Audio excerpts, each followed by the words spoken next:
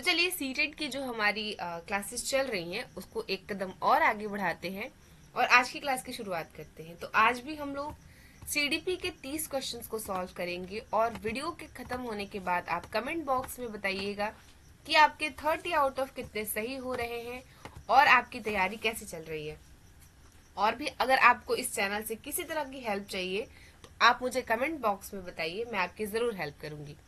चलिए पहला क्वेश्चन क्या कहता है। पहला क्वेश्चन है कि शास्त्रीय अनुबंधन यानी कि क्लासिकल कंडीशनिंग में सीखना किसे कहते हैं। तो इसका तो आंसर आपको दिख रहा है, इसका आंसर हो जाएगा सह संबंध।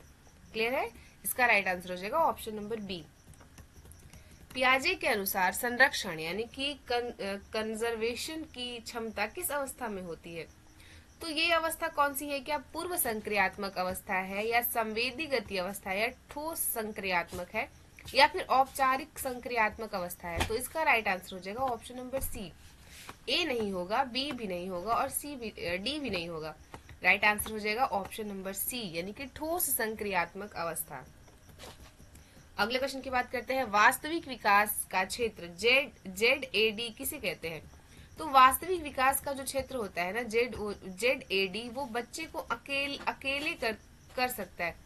यानी कि वास्तविक विकास का क्षेत्र किसे कहते हैं। तो बच्चा जो अकेले कर सकता है, हाँ, ये जो सहायता के साथ करता है, नहीं जो नहीं कर सकता है, जो त्रुटि करके सीखता है। नहीं नहीं, इसका राइट आंसर हो जाएगा option number A. Option number A बिल्कुल सही हो जाएगा क्योंकि वास्तविक विकास का क्षेत्र वो क्षेत्र है जहाँ पे बच्चा अकेले भी कुछ कर सकता है। आप उसे हमेशा सपोर्ट के साथ मत रखिए, वो बच्चा अकेले भी कुछ कर सकता है। तो जेड ए डी किसे कहते हैं, इसका मतलब है कि बच्चा जो अकेले किसी काम को कर सकता है। हाँ, हम उसे इनकरेज कर सकते हैं, हम उसके बैकबोन की तरह खड़े रह सकते हैं कि कोई नहीं, आप करो, हम हैं अगर गलती होती है तो। बट बच्चे को अकेले भी उस चीज को करने का मौका देना चाहिए। अगला क्वेश्चन क्या कहता है। अगले क्वेश्चन की बात करते हैं कि ब्रूनर का अन्वेषणात्मक अधिगम यानी कि डिस्कवरी लर्निंग किसे बढ़ावा देता है। रटने को। देखिए, रटने को तो किसी भी विद्वान की का जो सिद्धांत है वो बढ़ावा नहीं देता, बल्कि सक्रिय भागीदारी हो सकती है, दंड भी नहीं हो सकता और शिक्षक केंद्रित पद्धति भी नहीं हो सकता। कोई भी एजुकेशन सिस्टम या फिर अगर आप हमारे अपने नए एनईपी की बात करें, नेशनल एजुकेशन पॉलिसी की, तो वो कहता है कि बच्चा हमारा सक्रिय होना चाहिए और बच्चा मतलब चाइल्ड सेंटर्ड एजुकेशन है। बच्चे के आसपास सारा का सारा एजुकेशन सिस्टम है, ना कि टीचर और ना ही स्कूल के ओरिएंटेड होना चाहिए। तो यहाँ पे बच्चा सक्रिय होना चाहिए, सक्रिय भागीदारी होना चाहिए। क्लियर है। अगला क्वेश्चन देखिए कि रचनावाद यानी कि कंस्ट्रक्टिज्म का मुख्य सिद्धांत क्या है। तो इसका राइट आंसर हो जाएगा ऑप्शन नंबर बी यानी कि बच्चा ज्ञान का निर्माण करता है। बच्चा ज्ञान का निर्माण करता है, रचनावाद का हो जाएगा। मतलब बच्चा सुनकर सीखता है, नहीं तो इसमें रचनावाद कहाँ से हुआ। बच्चा त्रुटि से डरता है, नहीं। शिक्षक ज्ञान देता है, नहीं। यहाँ पे हो जाएगा बच्चा ज्ञान का निर्माण करता है, मतलब रचनावाद यानी कि इसमें कुछ बच्चे का भी काम हो, बच्चा भी कुछ कर रहा हो, बच्चा भी एक्टिव हो।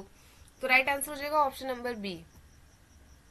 अगले क्वेश्चन की बात करते हैं। अगला क्वेश्चन क्या कहता है कि कोहल वर्ग के अनुसार सार्वभौमिक नैतिक विकास सिद्धांत जो है यानी कि किस स्तर में आता है, मतलब किस स्तर पर आएगा। आप बताइए कि जो कोहल वर्ग का यूनिवर्सल प्रिंसिपल है वो किसके अंतर्गत आएगा। तो इसका राइट आंसर हो जाएगा उत्तर पारंपरिक यानी कि सी आंसर इसका बिल्कुल सही हो जाएगा। ऑप्शन नंबर बी नहीं होगा, ऑप्शन नंबर ए भी नहीं होगा, डी भी नहीं होगा। ऑप्शन हो जाएगा तीसरा इसका सबसे सही जवाब हो जाएगा। अगले क्वेश्चन की बात करिए। आस्तिक सिद्धांत किसने दिया था, आप मुझे बताइए ये सिद्धांत किसका है। अटैचमेंट थ्योरी किसकी है। तो ये जो है वो बोलोग्ली की है। यहाँ पे स्किनर पियाजे नहीं होंगे। राइट आंसर हो जाएगा ऑप्शन नंबर बी। आप एक बार इस टाइप के क्वेश्चन को भी देख लीजिए क्योंकि अगर अनफॉर्चुनेटली एग्जाम में थोड़े इस तरह के क्वेश्चन आ जाते हैं तो आप अपनी कुर्सी की पेटी बांध के बैठिएगा क्योंकि आपने अच्छी जगह से तैयारी की है।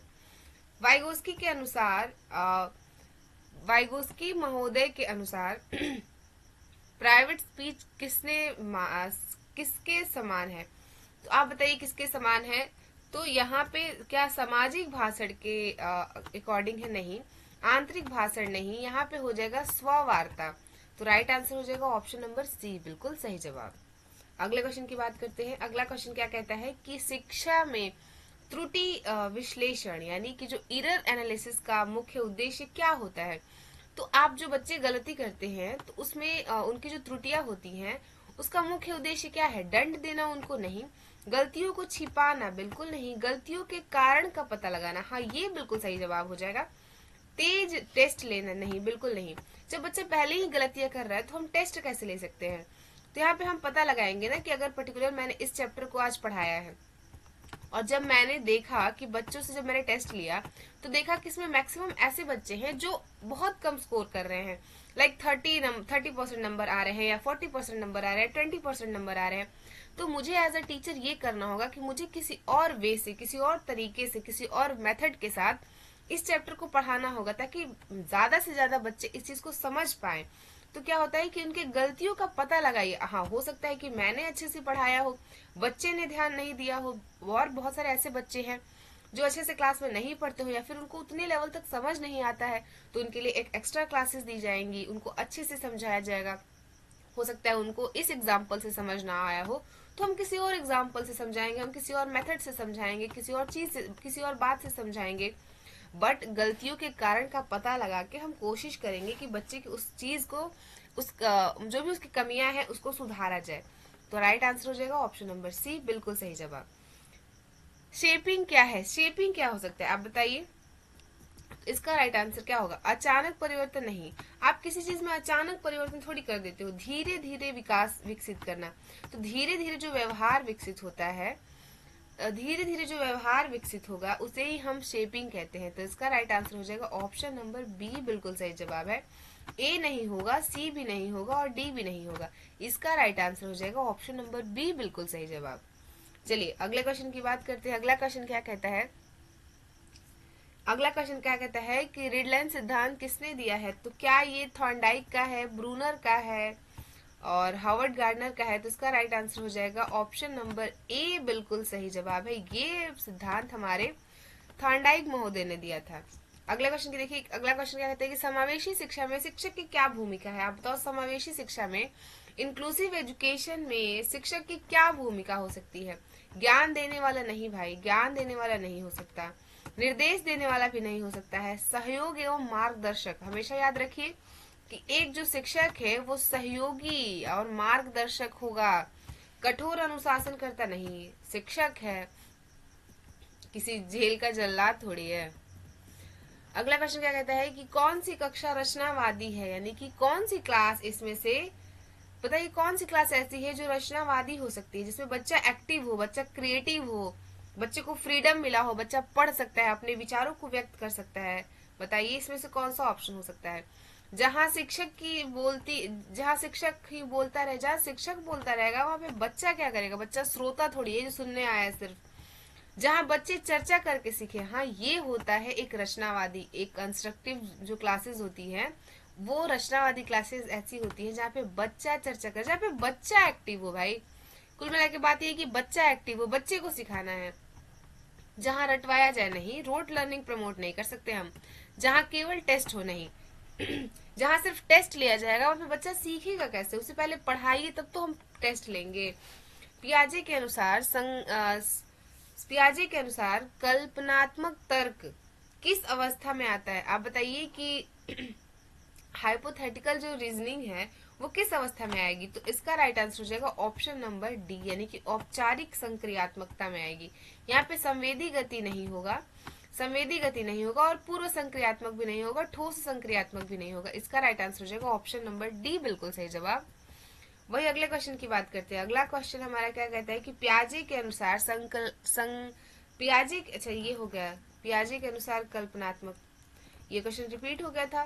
सहपाठी शिक्षण यानी कि जो मुख्य शिक्षण होता है उसका मुख्य कारण क्या है।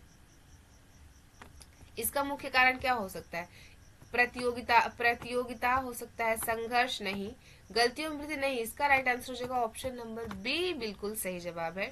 यहाँ पे सहपाठी शिक्षण का मतलब होता है सहयोगात्मक अधिगम। सहपाठियों के साथ जब बच्चा बैठेगा तो वहां पे अधिगम करेगा, अधिगम का मतलब सिर्फ कॉपी किताब वाले ज्ञान से नहीं होता। सीखने का मतलब होता है कि बच्चा औपचारिक या अनौपचारिक तरीके से, औपचारिक रूप से वो क्लास में सीखता है, टीचर्स के साथ बैठकर सीखता है, लेकिन जब बच्चा समाज में रहता है, परिवार में रहता है, अपने मित्रों के साथ रहता है, तो भी तो वो बहुत सारी चीजों को सीखता है। तो इस तरह के सीखने को हम अनौपचारिक क्रिया कहते हैं। और जब आप प्रॉपर बच्चा एक क्लासरूम में बैठा हो, एक प्रॉपर व्यवस्थित तरीके से सीखता हो, तो उस प्रोसेस को हम औपचारिक सीखना कहते हैं। यहाँ पे है मॉडलिंग किस सिद्धांत का भाग है, तो बताइए मॉडलिंग किस सिद्धांत का भाग होगा। तो ये सामाजिक अधिगम सिद्धांत का है। मॉडलिंग जो है वो सामाजिक अधिगम सिद्धांत के अंतर्गत आएगा। शास्त्रीय अनुबंधन नहीं, प्रचालन भी नहीं, मनोवैज्ञानिक लक्षण भी नहीं है। प्राकृतिक बुद्धि किससे जुड़ी है, आप बताओ प्राकृतिक बुद्धि किससे जुड़ी होगी। ये प्राकृतिक पर्यावरण से जुड़ी होगी, तर्क से नहीं भाई, भाषा से भी नहीं, शारीरिक समस्या से भी नहीं, शारीरिक समन्वय से भी नहीं। यहाँ पे नेक्स्ट क्वेश्चन को देखते हैं कि एरिक्सन के अनुसार पहचान बनाना, भूमि का भ्रम किस अवस्था में आता है। तो एरिक्सन कहते हैं, एरिक्सन के अनुसार जो भूमिका और भ्रम की अवस्था है वो किशोरावस्था है। किशोरावस्था इन द सेंस कि यहाँ पे राइट ऑप्शन हो जाएगा ऑप्शन नंबर बी, बिल्कुल सही जवाब है। और शैशवावस्था नहीं होगा, वयस्कावस्था और वृद्धावस्था में बच्चा कैसे, नहीं, इसका राइट आंसर हो जाएगा ऑप्शन नंबर बी, बिल्कुल सही जवाब है। क्योंकि अगर आपसे ये भी पूछा जा सकता है कि आप बताइए कि पहचान या भूमिका या भ्रम की अवस्था किसे कहते हैं, कौन सी अवस्था को कहते हैं, तो आपको पता होना चाहिए कि किशोरावस्था को कहा जाता है। और ये किसने कहा है, तो ये एरिक्सन महोदय कहते हैं। अगला क्वेश्चन है कि विभिन्न शिक्षण जो अच्छा, विभिन्नकृत शिक्षण का अर्थ क्या है। इंस्ट्रक्शंस का अर्थ क्या हो सकता है, चलिए जानते हैं। सभी शिक्षार्थियों को एक जैसा पढ़ाना, हम सबको एक जैसा कैसे पढ़ा दे, उन्हें नहीं पढ़ा सकते हैं। सीखने की विभिन्न आवश्यकताओं के अनुसार पढ़ाना, हाँ ये आंसर सही है। केवल तेज बच्चों को पढ़ाना नहीं, बाकी बच्चों को कौन पढ़ाएगा, केवल कमजोर बच्चों को पढ़ाना नहीं। क्लास में कभी भी आप बच्चों के बीच में क्रिटिसाइज मत करिए कि ये बच्चा तेज है, इस बच्चे को कुछ नहीं आता है। कभी भी बच्चों के बीच में कंपेयर नहीं करते हैं। इससे क्या होता है ना कि बच्चे का जो मनोबल है, जो उसका सेल्फ कॉन्फिडेंस है, वो लूज होता है। और फिर बच्चा वो चीजें कहीं ना कहीं वो अपने आप को बहुत पीछे करने लगेगा। अरे मैम तो हमेशा ये कह देती है, अरे मुझे तो कुछ आता ही नहीं है। इस तरह की सिचुएशन है जब आप क्लासरूम में क्रिएट करते हो, तो कहीं ना कहीं बच्चा अपने आप को वहां से अलग करने लगता है। और फिर वो जो एक रिदम है, जो सीखने का प्रोसेस है, जो आप उसे एक मुख्य धारा में ला सकते थे, उससे आप उसे दूर कर देते हो। तो ये सारी चीजें भी एक शिक्षक को एज अ टीचर आपको याद रखना चाहिए। एरिक्सन के अनुसार पहचान बनाना, अच्छा ये तो हमने देख लिया, ये किशोरावस्था को कहते हैं। वही अगला क्वेश्चन देखिए, अगला क्वेश्चन क्या कहता है कि विभिन्नता, अच्छा ये भी हमने देख लिया। ये क्वेश्चन रिपीट हो गया था। आंतरिक प्रेरणा, यानी कि आंतरिक प्रेरणा बढ़ती है, कब बढ़ेगी, तो आंतरिक प्रेरणा क्या दंड देने से बढ़ती है, नहीं, आंतरिक संतुष्टि से बढ़ती है आंतरिक प्रेरणा। दंड देने से तो कुछ नहीं होता, सामाजिक दबाव से भी नहीं हो सकता है। अगले क्वेश्चन की बात करते हैं। अगला क्वेश्चन क्या कहता है कि मेटाकॉग्निज्म का अर्थ क्या है। मेटाकॉग्निज्म का अर्थ क्या हो सकता है, तो यहाँ पे राइट आंसर हो जाएगा ऑप्शन नंबर बी। यानी देखिए यहाँ पे कहता है कि दूसरों की सोच को समझना, नहीं, अपनी सोच को समझना, हाँ ये सही हो सकता है। गणना करना, केवल याद करना नहीं, इसका राइट आंसर हो जाएगा ऑप्शन नंबर बी, बिल्कुल सही जवाब। अगला क्वेश्चन क्या कहता है हमारा, अगला क्वेश्चन कहता है कि नॉन डायरेक्टिव काउंसलिंग किसने दी थी, तो ये किसका है, ये है कार्ल रोजर्स महोदय का। पियाजे नहीं है, स्कीनर नहीं है। इसके बाद नेक्स्ट क्वेश्चन की बात करते हैं, सीखने की गति कैसी होनी चाहिए, आप बताओ सीखने की गति कैसी होनी चाहिए। सभी की अलग अलग होती है, सीखने की गति सबकी एक समान नहीं होती है, केवल शिक्षक पर निर्भर करती है, नहीं भाई, सिर्फ शिक्षक पर कैसे निर्भर करेगा, सिर्फ पर्यावरण पर निर्भर करेगा, नहीं, सिर्फ केवल चीजें नहीं है। केवल चीज को आप जब भी देखिए तो अपने कान खड़े कर लीजिए कि ये आंसर तो कुछ गड़बड़ लग रहा है। इसका राइट आंसर हो जाएगा ऑप्शन नंबर बी, यानी कि सारे बच्चे, सभी बच्चे अपने साथ अपने अपने तरह की विभिन्नताओं के साथ होते हैं। सारे बच्चे समान थोड़ी हैं, रोबोट थोड़ी हैं कि सभी एक जैसे माइंड के होंगे, एक जैसे एज के होंगे, एक जैसे बॉडी से होंगे। यहाँ पे सारे बच्चे अपने अंदर बहुत सारी क्रिएटिविटी और बहुत सारी विभिन्नताओं के साथ होते हैं, और तभी तो एक शिक्षक क्लासरूम में बैठकर उन सारे बच्चों के साथ समन्वय स्थापित करता है और उसके बाद वो एक सतत प्रक्रिया को शुरू करता है। चलिए, तो इसका राइट आंसर हो जाएगा ऑप्शन नंबर बी। अगला क्वेश्चन क्या कहता है? रीइंफोर्समेंट। रीइंफोर्समेंट किसने दिया था? चलिए, रीइंफोर्समेंट तो हमने बहुत सॉल्व किया है और आपको इस क्वेश्चन का आंसर गलत नहीं कर सकते। रीइंफोर्समेंट क्या पॉलो महोदय का है, स्कीनर का है, ब्रूनर का है, ये थॉर्नडाइक का है? नहीं, यहाँ पे हाँ, तो ये हो जाएगा हमारे स्कीनर महोदय, यानी कि ऑप्शन बी बिल्कुल सही जवाब हो जाएगा। बच्चों में इसका एक मिनट बच्चों में ओवर जनरेशन किससे जुड़ा है? तो बच्चों में ये किससे जुड़ा होता है? ये भाषा के विकास से जुड़ा होता है, या नैतिक विकास, सामाजिक विकास, या फिर संज्ञानात्मक त्रुटि से? तो नहीं, इसका राइट आंसर हो जाएगा ऑप्शन नंबर ए बिल्कुल सही जवाब हो जाएगा। ये तीनों ऑप्शंस राइट आंसर नहीं है। अगला क्वेश्चन देखिए। अगला क्वेश्चन आपके हमारे स्क्रीन पर है कि समावेशी शिक्षा का मुख्य उद्देश्य क्या है? तो यहाँ पे विशेष बच्चों को, अलग बच्चों को नहीं करना है हमें, कठिन बच्चों को पढ़ाना नहीं, होशियार बच्चों को पढ़ाना नहीं भाई, हर बच्चे को समान अवसर देना, ये इसका एप्रोप्रिएट और राइट आंसर हो जाएगा। आई होप आपको समझ आ रहा हो। अगले क्वेश्चन की बात करते हैं। क्वेश्चन नंबर 27 क्या कहता है? हाँ, चलिए शुरू करते हैं। क्वेश्चन नंबर कहाँ थे? Question number 27। क्वेश्चन नंबर 27 हमारा क्या कहता है कि सेल्फ स्टीम किससे संबंधित है?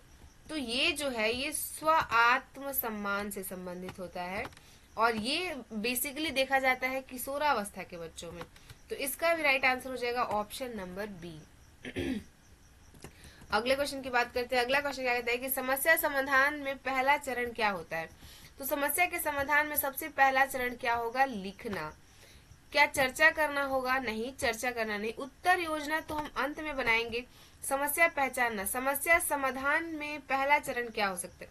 यहाँ पे तो आंसर समस्या पहचानना भी हो सकता है, पर इसके साथ, इस ऑप्शंस के साथ हम जाएंगे लिखना, यानी कि पहला चरण सबसे पहले हम समस्याओं को लिखेंगे, कहीं लिखेंगे, उसके बाद तो उस पर पहचान करेंगे, उसकी चर्चा करेंगे। सीखने में मोटिवेशन का सबसे महत्वपूर्ण कार्य क्या होगा? सीखने में सबसे महत्वपूर्ण कार्य क्या हो सकता है? थकान बढ़ाना नहीं होगा, अनुशासन बनाना। मोटिवेशन का काम अनुशासन बनाना होता है, आप बताइए। त्रुटि को रोकना नहीं, उत्साह बढ़ाना। मोटिवेशन क्या करता है ना, कि आपको किसी चीज को करने के लिए और ज्यादा इनकरेज करता है, आपको मोटिवेट करता है, आप चीजों को और अच्छे से कर पाते हो, तो ये आपको उत्साह बढ़ाता है। जैसे अगर आप वीडियोस को देख रहे हो और अगर आपके 30 आउट ऑफ 30 आ रहे हैं, आप 30 में से 30 क्वेश्चंस को सॉल्व कर जा रहे हो, तो आपके अंदर एक अलग सा मोटिवेशन आएगा, और यही मोटिवेशन है जो आपको एग्जाम में बहुत अच्छे नंबर दिलाएगा। सामाजिक अधिगम यानी कि सोशल लर्निंग में सबसे महत्वपूर्ण तत्व क्या होता है? तो सोशल लर्निंग में पुस्तक नहीं, दंड देना नहीं, याददाश्त भी नहीं, यहाँ पे हो जाएगा अनुकरण करना, यानी कि सीखना, अनुकरण करना। सामाजिक अधिगम सोशल लर्निंग में सबसे महत्वपूर्ण तत्व है।